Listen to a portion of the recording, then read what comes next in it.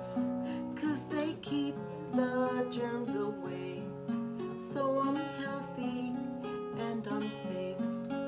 I am healthy, I am safe. Little bubbles,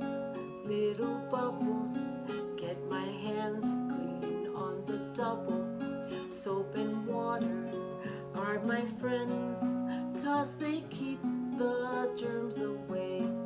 So I'm healthy and I'm safe. I am healthy and I'm safe. Good morning if it's morning, good afternoon if it's afternoon, and good evening if you're watching this during the evening.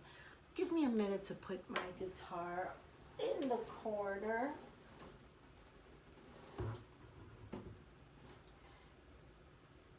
Make sure it stays put. And thank you for coming by, for stopping by and watching this video. And so, what is this about? I've seen a lot of bulletins and presentations in the news and in from other resources that talk about the coronavirus and how not to get infected and all those things. But I haven't heard a lot. I've heard very, very minimal information about the coronavirus and kids.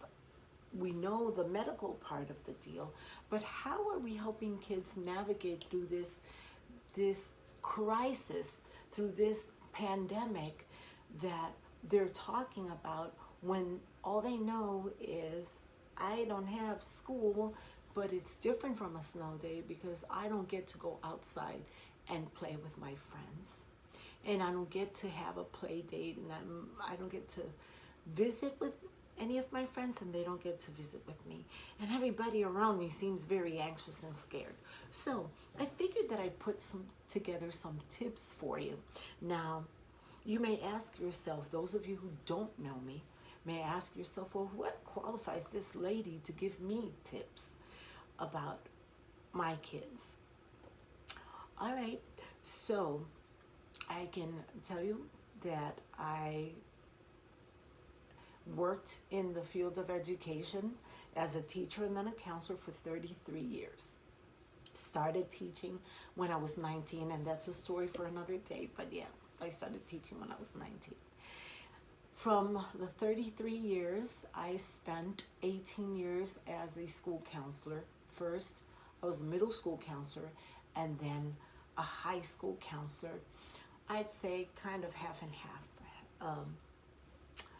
I've loved every level that I've taught. When I first came to the United States, I taught first grade for about 7 years. But I've taught anywhere from first grade to adults. And I've studied, of course, as any teacher out there, any counselor out there who works with children, studied child development. So those are my qualifications. I have other qualifications that I'm not going to mention here because I just wanted to give you an idea of my background and my experience, so you don't think this is just another person crawling out of the woodwork trying to get some likes by talking about the coronavirus. All right, that's not the deal. The deal is that children are our most precious treasure. And so I hope that we can all work together to ensure, or at least try to ensure, that our children don't walk out of this, because this shall pass, but that they don't walk out of this experience scarred and traumatized. So here are some tips for you. Number one, avoid binge watching the news, because the news is the same thing over and over and over again, and it is smart, it is good for you to be aware of the latest developments, but you don't need to hear it 25, 50 times during the day and have that day and night, like a broken record, repeating the same thing and giving a sense, creating a sense of tension in the home that is palpable, a sense of impending doom. Children perceive the anxiety levels in their environment and they affect them. That magnifies their fear and their sense of impending danger. Try to stay calm and in control because children need to feel safe. If we fall apart like a $2 suit, then what can they expect? We've taken already their routine away, right? In many places, schools have been closed. They can't go out with their friends. There are many things that are part of their routine that they can no longer do, right? So we've taken that away. Let's not take away their sense of safety. You are going to need a support system, right? Don't vent with your kids because that doesn't help them.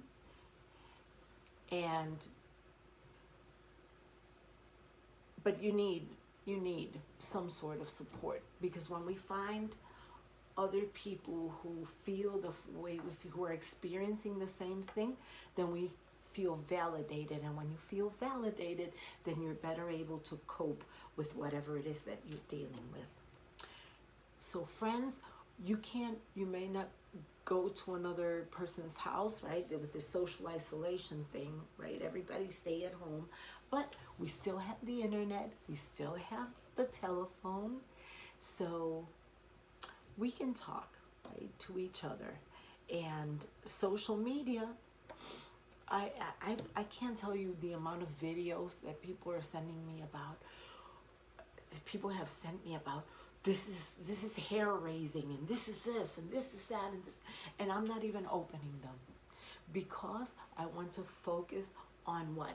Focus on thoughts of healing, on thoughts of peace, not just for us, not just for my home, for my family, for my friends, for my state, for my country, but for the world, because it is very much needed. Use this. Oh, by the way, here's another tip. Ask them what they think is happening. What do you understand? What do you think the coronavirus is? What is this that people are talking about? Can you tell me in your words, like, what is this about? What do you think this is? Why? Because kids often pick up clues from their environment, pick up clues from how they're feeling, and then they create a story around those feelings and around those clues. And many times, because they don't have the intellectual or psychological level of sophistication that an adult would have, the stories are inaccurate. So it's important for us to check understanding. That's very important, so that they're not worrying unnecessarily about stuff that is not happening, or is not going to happen to them. This is a teachable moment. Use this as a teachable moment for many things. We can talk about social responsibility. And social responsibility, a simple form of social responsibility is, guess what? If I have a cold, if I have the flu, if I have an allergy and I'm sneezing and coughing, whatever it is, and I don't have a tissue, then what do? I cough or sneeze in my inner elbow so I don't spray anything, any surface, or anybody. They continue to stress not keeping our hands off our face. That's really important. And washing your hands as soon as you get home. Them too, if they're playing out in the yard, as soon as they get into the house, they wash their hands. How long to wash their hands? They're saying 20 seconds. And how long is that? You can sing a song while you wash your hands, making sure that you cover the wrist, the top of your hand, the palm of your hand, the individual fingers, and the nails. One of those songs is the ABCs. A, B, C, D, E, F, G, all right? And, or they can sing happy birthday twice. Or you can sing Little Bubbles, which is the song I started this video with. That's, I composed this song thinking about kids washing their hands and, okay, what song can I use that's an original song? What can I come up with that a child can sing, that's easy to learn, that a child can sing, and when they finish the song, they know they're done washing their hands. And so I got Little Bubbles, burbujitas in Spanish, and this same video I did in Spanish, and so I sang the song in Spanish at the beginning of that video. So if you see the video in Spanish in on my Facebook page, if you start it, it starts with the song Little Bubbles in Spanish. So that's very important that we stress the correct way to wash our hands. I already talked about touching your face, avoid that, and also not drinking from the same receptacle, whether it's a can or a glass or whatever, as somebody else is drinking from. Kids are not, even, high school kids, I had high school kids who would share, hey, can I have a sip of your Coke? No problem. But right now, I wouldn't even advise it in the family. Just to make sure that we stay safe. Don't take a bite out of anybody's sandwich. If you want to share a sandwich, cut it first and eat. Everybody gets their piece. And don't share flatware, spoons, forks. Don't share that stuff. Discuss the difference between what is controllable and what's not.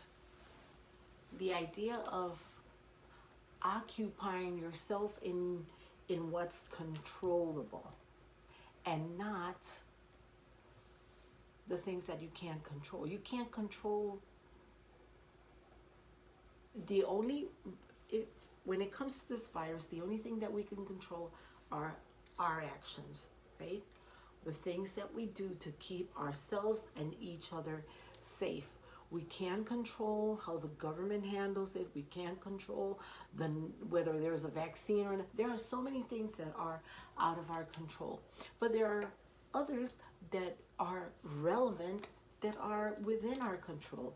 And that's something that's a valuable lesson to teach our kids. It's like the serenity prayer. Let's take care of the things that we can take care of, that we have control over, and then not worry about the things that we cannot control, because it doesn't do anybody good. So we already talked about, for me as a Latina, it is very hard. This social isolation thing, let me tell you, for Latinos, it is very hard.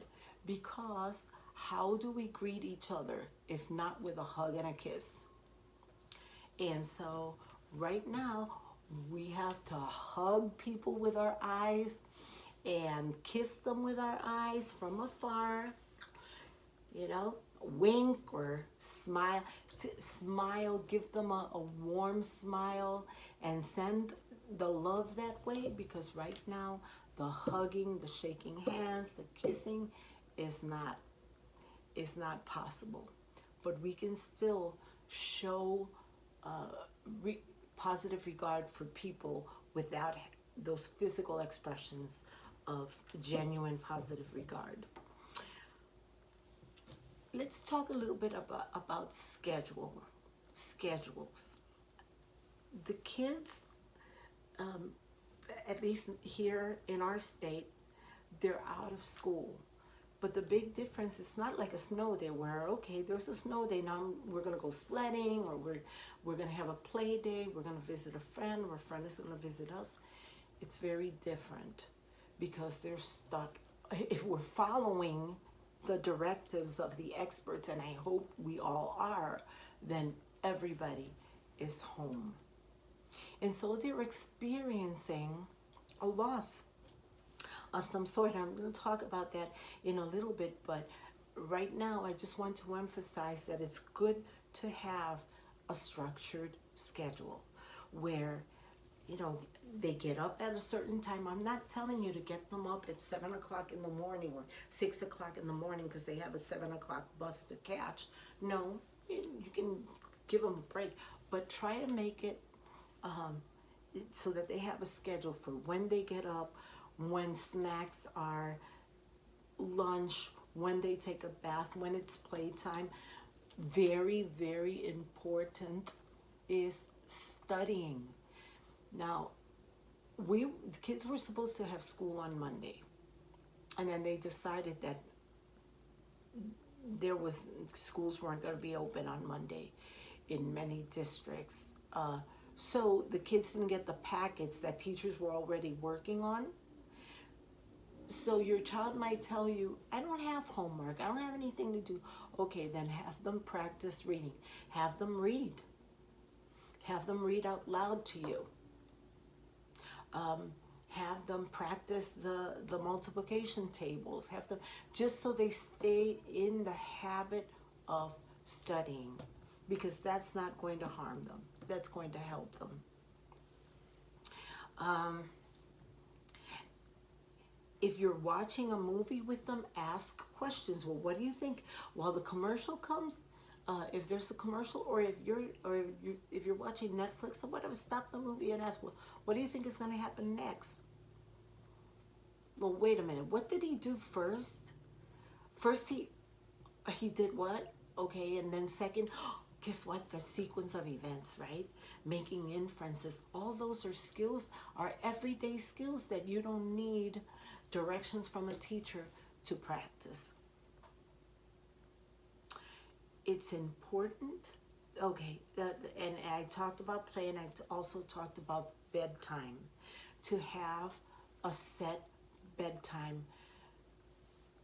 Ladies and gentlemen, this is good for you too. Not only because, well, it benefits them, because then what this does is when they transition back into school, it'll be a smoother transition than if they're up at all hours of the night, getting up in the afternoon, getting out of bed at 1 o'clock in the afternoon, whatever. That's very hard, because then their internal clock changes and it's out of whack, as they say. So you want to keep them as close to their weekly schedule as possible, so that they have an easier transition when it's time to go back to school. And this is not only for this situation, summertime too. You know, you give a little leeway with bedtime, but still it's good to have a structured schedule. Important for them to sleep 7 to 8 hours and even longer if they're adolescents. Remember, they're having adolescents have a rapid bone growth spurts, and so the body needs rest in order to put up with all that action going on with the growing and of those bones, and the development of those bodies. Remind your kids not to eat anything. Okay, the 5-second rule doesn't apply anymore. During this time, you drop something and you pick it up and you eat it.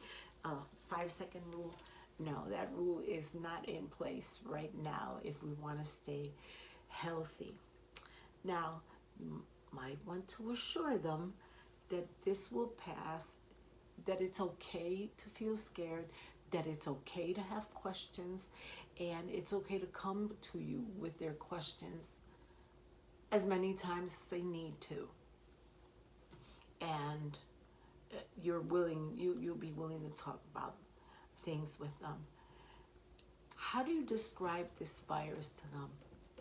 As though a really, really, really bad flu that we're working hard to prevent. Not everybody that gets it dies from it, but it's better not to get it because it is very, very hard on the body, and they don't have a vaccine. They don't have. I think if I were talking to a little kid, I would say they don't have the antidote yet. So, so use words that your children can understand, but don't forget to emphasize that the most important thing is to keep healthy, to stay healthy. And in order to do that, you have to stay hydrated, you have to eat healthy, you have to get enough hours of sleep and not put yourself in danger of catching anything from anyone. Important to teach them that no racial or ethnic group is guilty of anything in this situation. That's really important because